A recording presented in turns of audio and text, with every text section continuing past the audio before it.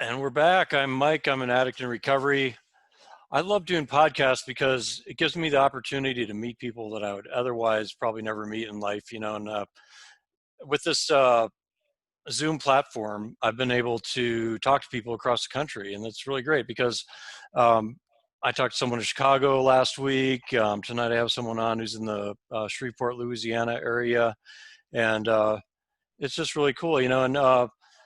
So I go through LinkedIn, I see some interesting people, I hit them up and say, hey, how about doing a podcast? And usually they say, yeah, that'd be great. So, um, people in recovery are usually interested in talking about recovery, and that's how we get the word out. That's how we carry the message. And the gentleman I have on tonight is involved in a couple of different things. He works for a treatment center in Florida called Just Believe Recovery in the it's the business development side, or the getting getting clients into treatment. And he also has his own platform called Recovery Works. He's got a different spelling. He'll probably tell you about that. And he's doing some work with that too. So I'm excited to have Timothy Hurd with me tonight. How you doing, Timothy? I'm good, Mike. Thank you for having me on. All right. Yeah. So um, I guess we all have recovery stories. That's how like you said, you're in recovery yourself. So that's kind of what gets us interested in this whole thing. Do you want to tell us a little bit about that? Yeah, thanks, Mike. Yeah, I'm always enthusiastic about sharing my story, my testimony, um, because it gives hope to so many people. What one of the biggest things that led me to find and embrace recovery is hearing the many stories from other people who have survived what I've went through and much worse. So a little bit about my background. I grew up in a really good home. I grew up in a preacher's home. Actually, my dad is still a preacher to this day, and I had a good upbringing. I didn't deal with a lot of trauma that a lot of people in our communities have dealt with, but I did have some personal character defects and issues, as a young person. And in my teens, um, I rebelled against the upbringing that I had, the spiritual upbringing. It was kind of strict, the religious upbringing. So in high school, I began to dabble in drugs, experiment. I went almost textbook style: cigarettes, pot, alcohol, and then by 18, I was doing cocaine, every weekend. And it started to take over. I didn't finish high school. I ended up going through my 20s, um, using cocaine almost daily. I couldn't hold down a job. I Life in the didn't. fast lane, huh? Yeah, if you can call it fast lane. Yeah. Life seemed to go real slow sometimes because I wasn't accomplishing anything. But yeah, it Yeah. was a fast lane for a while, and then when everyone Was that else in in my life. Louisiana, or was that somewhere else? That was in Canada. I grew up Yeah. in Canada. Okay. I'm What from part the of Canada? South. Yeah, Toronto. Toronto. Nice. Okay. Yeah, The city. Toronto. Yeah, my family's still up there, but we're all from the South originally, and my dad took us up there when I was 7 Mhm. to pastor a church. And so, everyone else, my early 20s, people were finishing high school, going on to college and stuff, and I was stuck in this rut, doing drugs, and I was doing cocaine and drinking, going to clubs, and then pretty soon it was just, I was getting high by myself, and I wasn't holding down a job, jumping back and forth between jobs. And my parents were bailing me out of situations financially, stuff like that. And when I got into my 30s, I thought cocaine was bad. I started doing crack and crack cocaine. And within about 2 years, I went to jail 6 or 7 times. And I had never been in trouble with the law before that in my life. I was homeless many times. My family didn't want to be around me. I had no friends. In and out of jail, and I was broken and devastated. And that went on for a few years, 4, 5, 6 years. And when I was 38, um, I made my first attempt at recovery. I told my parents, you know what, I know I need help now. And I got them they brought me to this place in Illinois. It was a long-term recovery program at a church there. And And I went there for about a year. I got clean. First time in my life that I ever actually got some clean time. Started to work on the underlying issues that we all have. The drugs are just a symptom of things that we're dealing with inside. Right. That's what we learn in recovery. The drugs are just a symptom. So I started to work on myself. I got clean. The problem was I wasn't fully surrendered to the fact that I could not use drugs and alcohol recreationally, that if I did it once, it was going to carry on until I was broke and homeless. I can't do that. So I wasn't surrendered to the fact that that I was helpless without that I was helpless on my own. I needed people, I needed God, and I needed to work a program of recovery. So because I wasn't surrendered, and I was still in denial somewhat of my character defects, I ended up relapsing after about 2 years clean. And I went on a relapse for about 4 or 5 months, and it got worse again. I ended up doing heroin for the first time in my life, went to jail again. That went downhill so quick. Everything I built up in 2 years, I lost in a few months. And yeah, it's just what it does. And so I ended up, after 4 or 5 months on this relapse, I ended up coming back down here to Louisiana to another treatment program that I knew, a treatment program, a facility. I came down here and I spent 6 months there, got myself back on my feet. But once again, Mike, I didn't fully surrender. I was in denial. I got clean, and I'm like, I knew a lot of people that work a 12-step program, AA, and I was like, no, I'm not like them people. I was just in denial. I see other people being honest with themselves. You know what? This is what I deal with. This is what I face. And they were open enough and honest enough to talk to people about it. I had way too much pride going on, so I got clean, and I stayed away from the recovery community. I thought I could do it on my own. And over the next 3 years, So you were I just, had what were you doing it on your own? What did that look like for you? that looked like white knuckling it, um, Yeah. working a job, being restless, irritable, discontent, relationships, whether romantic or personal, did not last. I had a bad attitude towards life and people. I wasn't a pleasant person to be around, even though I was sober. I wasn't. I wasn't responsible on the job. I wasn't a responsible, productive person, productive member of society, and things like letting your bills go and all that stuff. And, basically I was like clean. I'm like, okay, well, if I'm not on drugs, I'm okay. And that's the furthest thing from the truth. We don't get clean just to not say we're not on drugs. We get clean and we get away from the drugs so we can have a better quality of life, Yeah. so we can be productive, responsible, happy, and of course help others. And my mind was so far from helping other people. Um, I just wasn't even there yet. I was still so self-centered and focused on me. So what that looked like over the next few years was a relapse every 6 months. And then a little over 2 years ago, I hit a rock bottom again. And that time I recognized that um, I had tried every option that I could to use drugs and not destroy my life. And I tried every option of not using drugs and not destroy my life. I tried every avenue, every way that Tim could try to fix his life on his own. I tried it, and it didn't work. So I hit a true breaking point, and that's what I needed to hit. And I went to treatment. I went for 30 days to a treatment facility here in Shreveport, which is just a couple hours from where I was living for a few years during those relapses. And it was only 30 days, but what it was I already had all this knowledge stored in my mind of what someone in recovery, what successful recovery looks like, and what all these people I knew were doing to be successful in life. I knew all this stuff. I had just not been applying it to my life.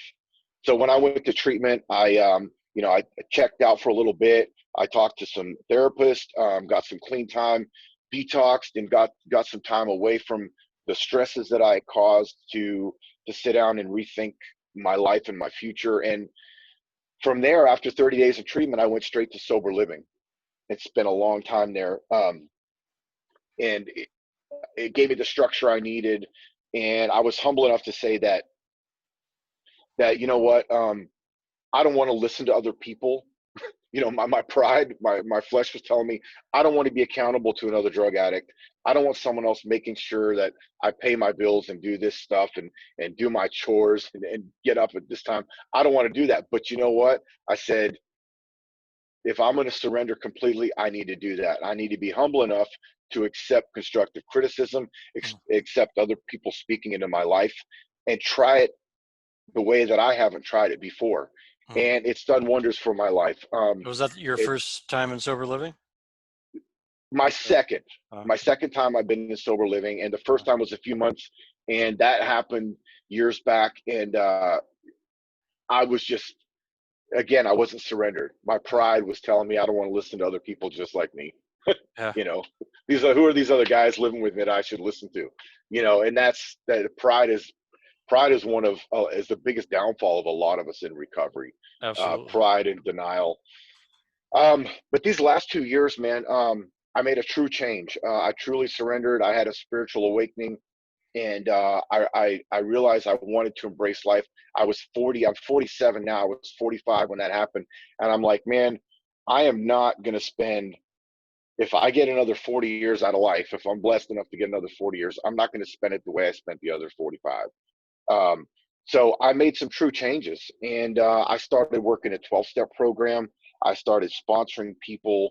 I was in the sober living community, you know, being accountable, and I started working with people, and it slowly progressed. God blessed me with a good job right out of treatment. That you know, I've been a tradesperson my whole life, and He blessed me with a subcontractor, and He blessed me with a good job, and I had that all the way up until just a little while ago when I started this new job, which I'll get into. And so I just continued to take it one day at a time and do the next right thing. And probably one of the biggest things I've ever done for my recovery is start sharing my story and working with other people. Yeah. I had a big change in my heart this time around. Got interested And in someone else's recovery, right? I mean, that's what exactly, happened to me too. I spent so many years just thinking, poor me, and how am I going to get out of this, and what do I need to do for me? And then, when I got interested in someone else's recovery, it was like uh, the sunlight was shining on me suddenly. exactly. There is so much. There is so much to be gained from caring about other people and pouring into other people. There are things that you can't even speak or put on paper. They're just things that you feel inside that go on within your heart when you start to care about other people, and it makes a difference because I'm here today sitting in front of you because other people cared about me and took their mind off themselves for a while, and Yeah. you poured into me. You know, it's reciprocal and it's ongoing. Um, and so, working with other people and doing all those things I mentioned, I started to really I realized right into my recovery, I realized that my life is going to be about recovery. I'm not just going to be someone who gets clean and goes to a couple meetings every once in a while and just goes and works a job. I realized like it's all or nothing for me. You know, Yeah. my life's going to be about recovery. I'm going to pour into people. I'm going to talk recovery. I'm going to share my story, and I'm going to let God use what I've done to help other people and mold the rest of my life. And one of the things I did was this platform that you mentioned, this social media platform on Facebook. I started a little page about 8 months into my recovery, and it was just an inspirational page to share posts and videos to inspire people in recovery and promote the message. And it ended up growing a lot quicker and bigger than I thought. And today, about 60 months into it, I'm almost at 100,000 followers, and that doesn't say anything about me. It just says a lot about the message of recovery and how many people want to hear positive things about life and recovery. They want to engage in it, and how many people need help. And And that's so Recovery Works. It's spelled RKVRY, and Works WRKZ. yeah, Nice, and I nice. yeah. So and I also have a recovery private group called Recovery Talks. It's spelled the same way, but Talks has a Z on the end. It's got a couple thousand members where people can share their own stuff. Yeah. The big page is where I share, but having that platform introduced me to a lot of people, not only nationwide but worldwide in the recovery community, Mm. and it added a whole nother dimension to my recovery outside of my local recovery. And it's become a big part of my life today, and it's actually what led me into the career of working for a treatment facility, as doing outreach and business development, helping people get into treatment. I started having a lot of people reach out to my page, that needed help, that were struggling, and I would help them find treatment or resources. And eventually, through the people I met online, a lot of them were the same as me. Their life was all about recovery. They were led into a career that was helping people. It was all based on helping people get their lives together. And Mm. just a little while back, I started with Just Believe Recovery Centers, Florida and Pennsylvania. And that's what I do every day. Phone calls, emails, text, messages. I work with people who need help. So what Um, happens with that? Do you answer calls from clients or potential clients who are, you know, addicts that are in trouble and say, hey, I need to go to treatment, or is that kind of, yes. yeah, that kind of thing? Yeah, so basically, me as an individual, I have my own network of people I know at facilities, hospitals, psychiatrists, lawyers, legal system, and then people who follow my platform, Mm. people who know me by word of mouth as, hey, someone, this, if you need help, this guy can help you. So I have my own personal network, and people reach out to me. So I mean, I take the phone calls. I had a phone call at 4 in the morning last night from a guy from Las Vegas who was struggling, messed up, and wanted help. And that's typical of, a couple of those a week. And then, the rest of the time, it's any time of day. So I get people that reach out to me that are right at the bottom struggling. And I'm in a position, because I am connected to a facility and I represent a facility, I am able to facilitate this person getting into detox, residential treatment, IOP, stuff like that.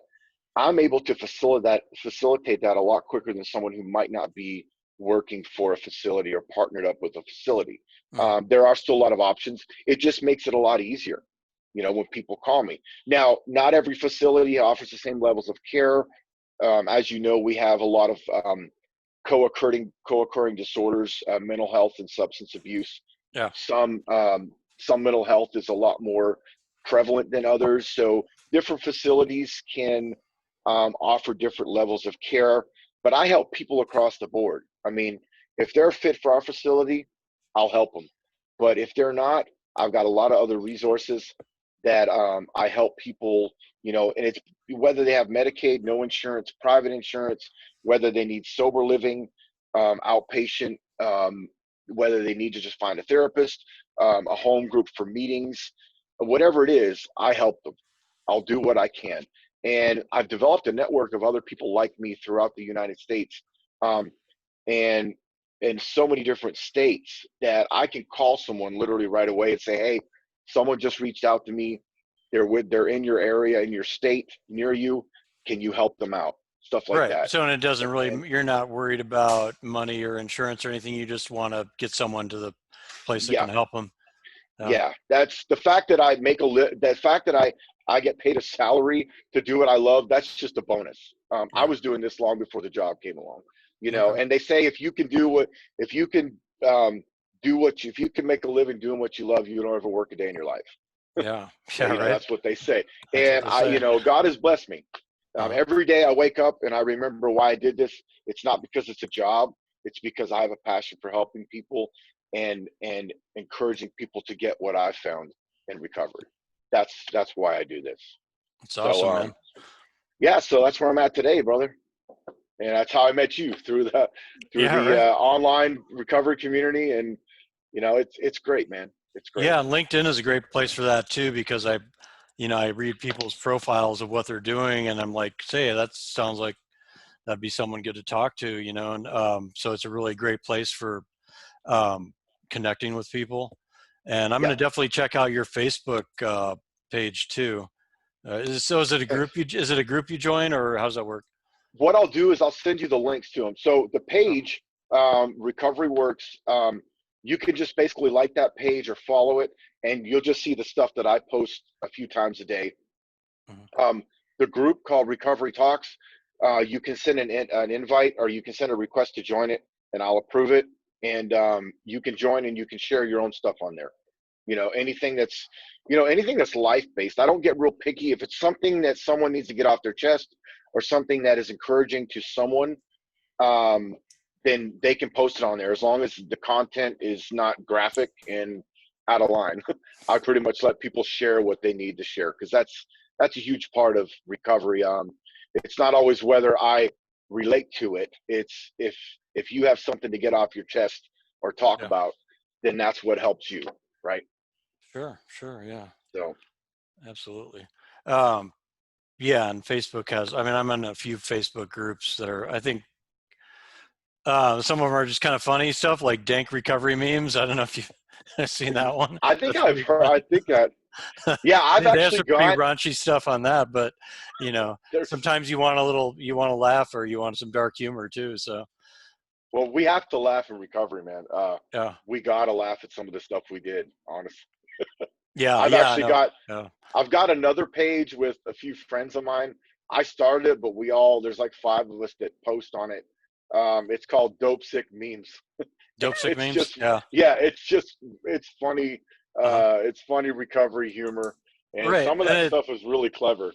and it's stuff that like people who are not in recovery. Like I had a girlfriend who said once, like, why are you guys laughing at that stuff? You're laughing at, like, I don't know, uh, like putting a needle in your arm or whatever kind of crazy stuff. It's like, how do you laugh at that stuff? And it's, Yeah, uh, I've come across a few people that they don't see the humor we do, but I think that there's a level in your recovery when you become transparent about who you were, and mhm, you're confident in who you are now, that your past doesn't define you, and you can look back and laugh at some of the stupid stuff that you've done. yeah, Um, Humor is a huge. What do they say? Laughter is the best medicine. You sure, know that is that is that is relevant to almost every type of situation and scenario in life. yeah, If you reach a point where you can look back and find some humor in the stupid stuff that you did and went through, then you've become a healthier person. You have. We're not laughing at people. We're laughing at ourselves. yeah. We're laughing The at us. insanity, the insanity of Insanity. chasing the Yeah. drugs. Yeah, like being on crack, and like I remember, like I went to the grocery store, wrote a bad check to get cartons of cigarette, and then took the cartons of cigarettes to the dope house to trade for like a 20, like a dime or a dub of crack. It would be gone in Yeah. like 5 minutes. You know, and Yeah. it took me like 2 hours to get To that. do all that stuff. Yeah, Yeah. Never mind breaking the law. yeah, yeah. Bad check. Yeah. That's nothing. Yeah, for a crackhead. Uh, Yeah. wow. Yeah. So, yeah, and it's, I guess, in talking about relapse too, it's that insanity that precedes the first drink of the drug, right? How do we get to that place again? Like, and because I've had a few relapses myself, and it's like, how did I get to that place where a drug seemed like a good idea again? And I don't really fully understand it even, but it happens, right? Like, so, and I think it's like desire and opportunity come together at the same time, and there you are. But or Yeah. maybe, like you said, you haven't fully surrendered. Maybe there's some overconfidence and pride going on. um so I think it's important to talk about relapse for sure, because Yeah. most people don't stay sober for that first full year. Most of them have a relapse or two or more before they get it, right? So Yeah. It's definitely it's one of our biggest fears in recovery is a relapse, and this is talked about a lot. Relapse starts in the mind before it starts with the drug. yeah, yeah, You relapse in your mind before you ever touch the drugs, and there's a lot of factors I think that lead up to it, like the full surrender. um, every day, like, I would be lying to you if I said that I never have a thought of, oh, hey, it'd be nice to go get drunk or get high.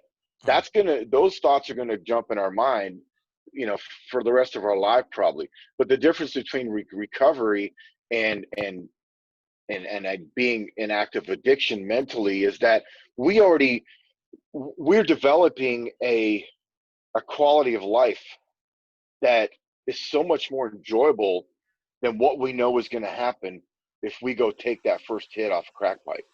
Mm. I know already if I go hit a crack pipe within 5 minutes of doing that, regardless of how good it feels, it feels in my mind, I am going to go into the biggest depression, guilt, anxiety fit because Yeah. I know all the stuff that I'm about to lose Yeah. and that I just threw away for that one little hit of dopamine in my head. Oh Like, yeah. It's like the rug you just gets know, pulled out from under you and you're just in free fall. Right. dude, right back where you were. The mindset, Yeah. you will go right back to that mindset no matter how long you've been clean. If you hit that pipe or that bottle or that needle, within minutes, your mind is right back to where it was before you ever got clean. And it's addiction is a serious, serious disease of the mind, and it's a serious fear that we need to have of falling into. And every day I have to remind myself when I wake up the things that I got, and every day they get better. I don't want to throw that away. There ain't no high on earth worth throwing away the serenity and the peace that I have right now. I don't have cops chasing me. I don't Yeah. have bill collectors hounding me. I don't have drug dealers looking for me because I robbed them. I don't got people, uh, other dope fiends looking to find me and beat me up for my dope. Just, you know, all these things that I have in life, which, some of the simple things we have, like, we have a house or apartment, we have a car, we have different few little simple things. To us, those are great accomplishments. To some people in the world who've never dealt with addiction, they're like, well, that's normal. But they don't know what we've overcome just to have these simple pleasures in life. you Yeah. know and Sure. every day I have to keep an attitude of gratitude about what I have, how far God has brought me, and be proud of myself for being determined to stay on this path and maintain what I've got. So every day it's a check. That's why they say one day at a time, because if I start future tripping about next week, what problems might come then, or if I start tripping over the past, uh I'm not going to be able to live in the present, right? And so I take each day at a time and I try to stay grateful, and, you know, being very conscious and aware of what I've been through, um, and where I'm at now keeps me keeps me on a firm foundation, you know. Definitely. Definitely. So now you work with Just Believe they're in Florida. Is that right? Yeah, Okay. So Florida and Pennsylvania, you said? Florida and Pennsylvania. Okay. Yeah. So and they're mainly, are they geared for private insurance? Florida is all private. Pennsylvania, we do accept Pennsylvania Medicaid and Okay. private. So the Pennsylvania Medicaid is kind of awkward. They go county to county as opposed to statewide, but Mm. that's just we try to work with that. But regardless, there's always a place for someone to go. It don't matter. I'll be honest. Probably most of the people I help are people who have no place to live, hardly any clothes, no money, no insurance, nothing. They're just calling me from someone's phone Yeah. that Yeah. they're calling me, hey, I need help, and I'll help them just as much as the person with insurance and a good job and all that stuff. It's everybody deserves a chance. Your chance at sobriety and recovery should not, and in my eyes is not dependent on your status in life or Right. what you have to offer anybody. If Yeah. you're a human being with breath in your body, you deserve a chance at recovery. Right. Well, someone who's homeless, and on their last legs. I mean, they didn't start out like that. There's a story behind that, right? Like, I was homeless briefly myself. I was like, I know that when I see a homeless person that, they may have a family out there, they have people that care about them, but they're totally disconnected from everything, and they feel like they don't have a friend in the world, right? Yeah, And so, like, being able to understand that, I guess, because, like, I think in this country we sent I may be wrong, but I think a lot of people, we like look at the homeless people and say that's a problem. You know, it's like we're not really treating them as individuals anymore. Even they're, it's like a problem we don't want, and we don't want it around us, right? Yeah, You know? yeah.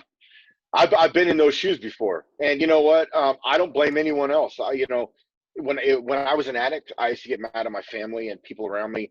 Well, why do you shun me? Why do you not want to? Not necessarily shun me. Why do you not want to be around me? Why do you not want me around you? Why won't you help me?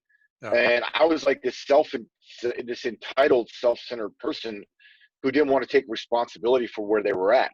Now, Yeah. mind you, um, even though I made the decisions to get where I was at, broke, homeless, and addicted, I was still dealing with a mental health issue. So we need to find a balance between the person who is homeless and addicted. Um, they most likely made choices to get there, bad choices to get there, but at the same time, we can't just write them off because Right. they were under the influence of an addiction, of a mindset and a disease, and that has caused them to make bad decisions. And once they were under the influence of drugs, their their lack of judgment just did they had they had no judgment. They had a lack of judgment, and you don't make the wise decisions when you're in addiction. So we need to recognize that those people need help, and it doesn't matter if you were a CEO of a top corporation and now you're homeless, or whether you started off homeless because you came from a poor family. Each of those people deserve a right to life. They deserve a right to recovery. Yeah. So yeah, I find it important for me when I mean, I just don't even think about it anymore. I don't think about what someone's background was. I look at where they're at right now. If you Mhm. call me, you're on the streets, you're broke, homeless, on drugs, that's all I look at. Okay, what are we going to do to get you better? I'm not going to sit there and go, well, 2 years ago, were you like this? Did you have a good job? Why'd you throw it away? No, I'm not. Yeah. That's just irrelevant. Right. It's Right. irrelevant. Right. Let's look at what people are going through right now, and let's work with them. Definitely. Definitely. Wow. Yeah. Yeah. So, how was, unless it's been kind of a crazy year with, COVID protests, just things shutting down. I know Florida's had it pretty bad. How's that affected treatment? I mean, is there less treatment beds available? Do you have any thoughts about that or? No, there's actually been, from what I understand, in talking to, not just from my personal knowledge, but from other people that I talk to every day, um, there was, I mean, you had a different kind of situation. You had some facilities, and it was state to state because every state treated this COVID situation in different aspects. Yeah. Um, some facilities were shut down completely. They didn't let anybody in. Some of them made you test and they quarantined you for 14 days. We had a lot of people relapse during the COVID who are just now coming off their relapse.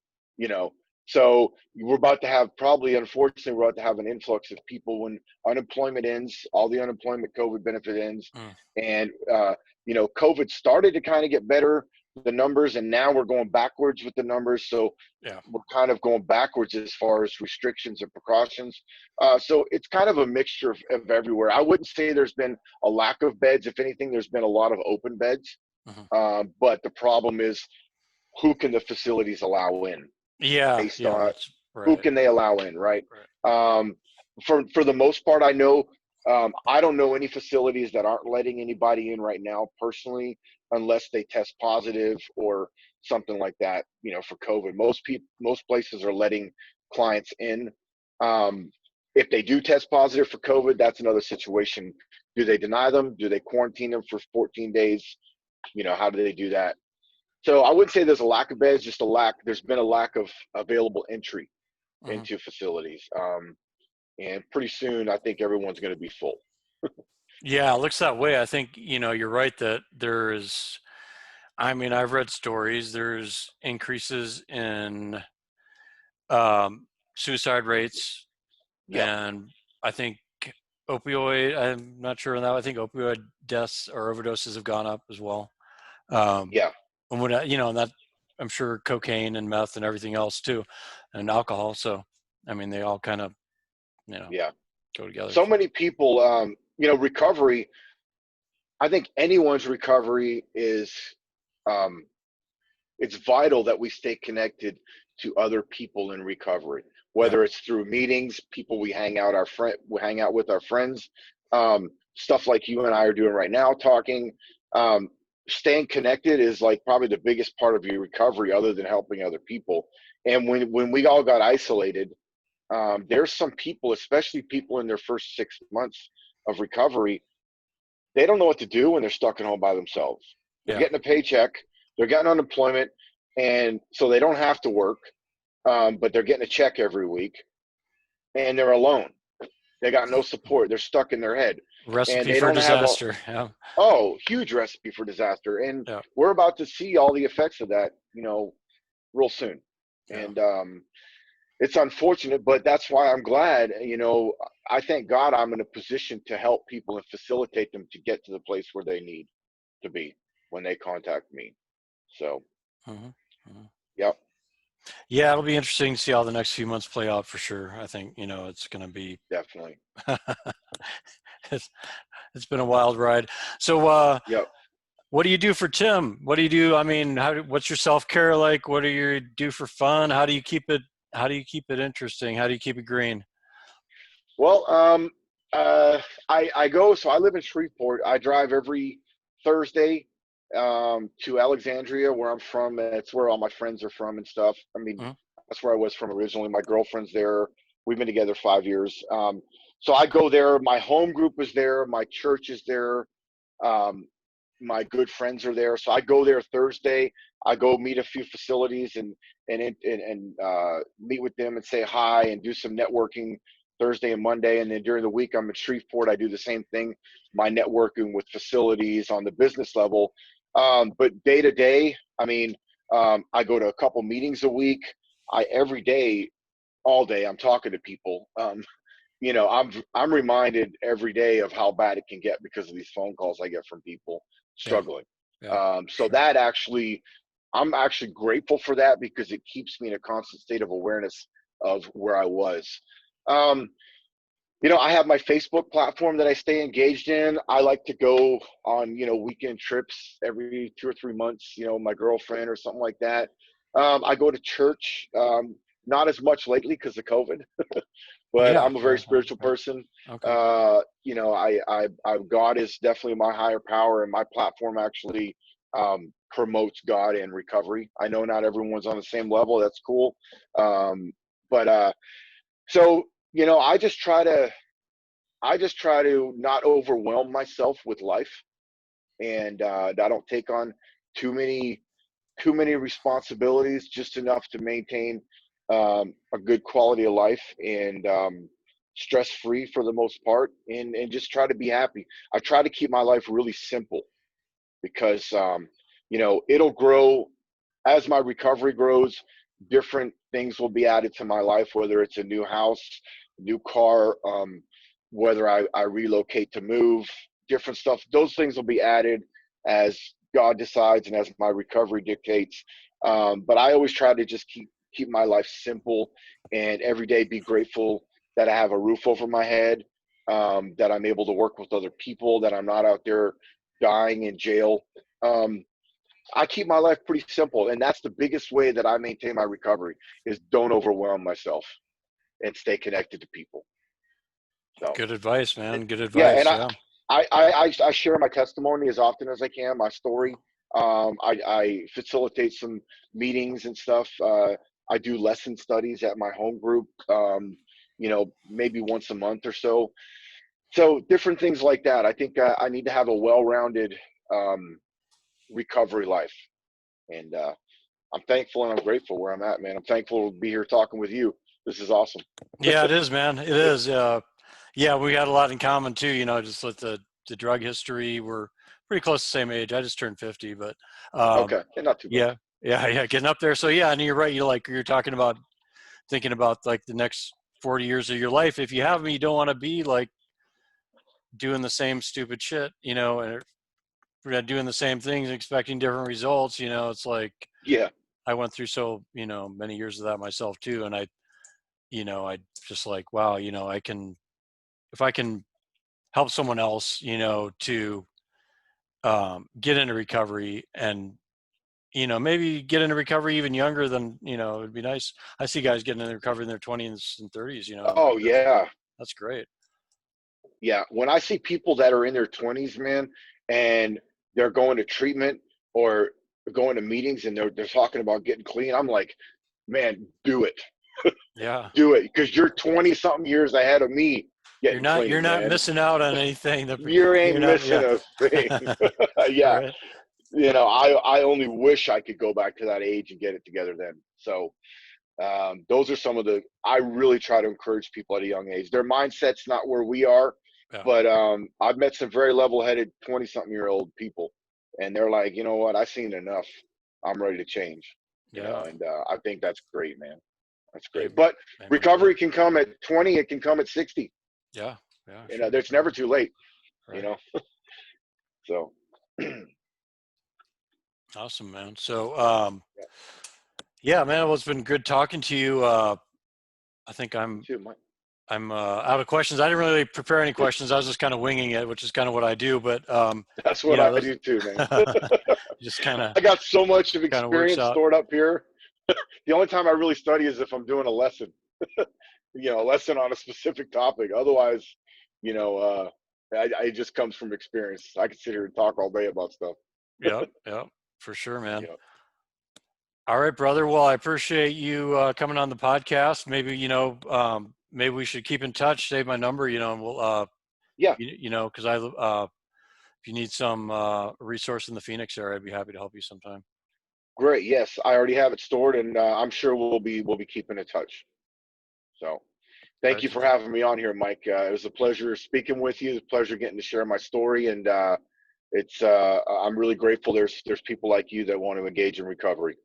So, Absolutely, man. Yeah, you too. All right, Timothy. Well, you all have a right. good night.